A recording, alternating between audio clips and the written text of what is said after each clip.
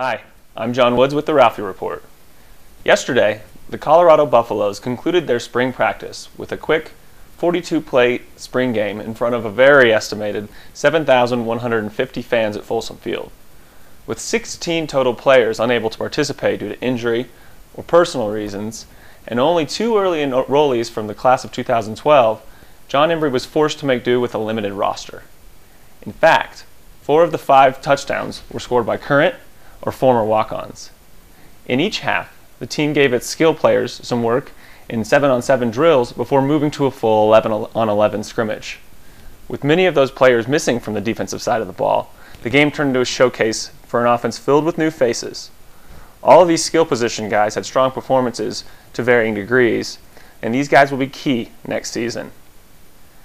The guy that everyone wanted to see, Connor Wood, finished the day 7 of 10 for 137 yards and 2 touchdowns.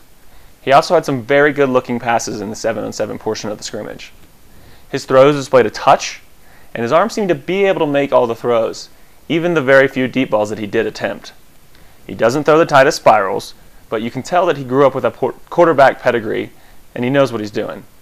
Connor also displayed some better-than-expected wheels a few times when he had to scramble. All that being said, he's still a redshirt sophomore. Wood was going against a severely limited defense and managed to still make some poor decisions. With the loss of Paul Richardson and the youth of the rest of the receiving corps, Wood is going to have to play well above his experience for this team to be successful. We don't know if that'll happen until we start the season next fall, but today was about as good as a start as we could have hoped for.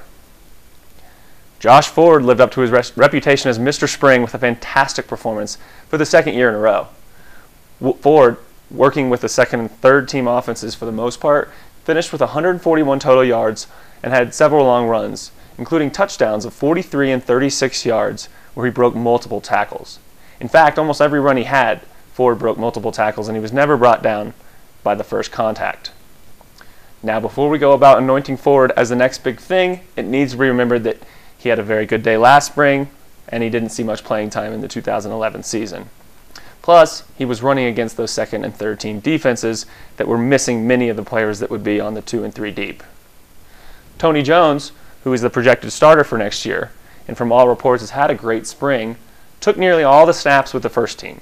He ran well, and he showed some great potential at the spot, but only finished with 23 yards on 4 carries, which is still good enough for a 5.8-yard average. John Embry said after the scrimmage that Jones was very good this spring, and he separated himself from the other guys. The wide receivers stepped up and provided a slight bit of relief after news of Paul Richardson's season-ending injury ruined our week last week. Running with the first team were Tyler McCulloch, Nelson Spruce, and Dustin Ebner. With the second team was Keenan Canty, Devon Thornton, and Jared Darden. McCulloch, Darden, Spruce, and Ebner all impressed to various degrees.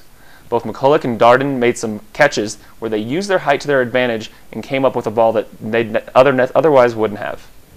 Nelson Spruce backed up all the praise that's come out of spring about him as he made some athletic moves and looks to be on the field next season. The highlight for the unit was Darden's 43-yard touchdown reception over Hunter Harrison on a Connor Wood pass. With the defense so limited, Jared Bell, Nate Bonsu, Parker Worms, Ray Polk, Greg Henderson, Doug Rippey, all out, there really isn't much to say about what we saw on defense today. All the injuries left the Buffaloes with only 28 healthy bodies trying to match up against 3 offensive units. Guys whose names I'm not even familiar with, like defensive back Shaw Gifford and Harrison Hunter, and defensive linemen like Thor Eaton, got plenty of playing time and made plays both good and bad, mostly bad.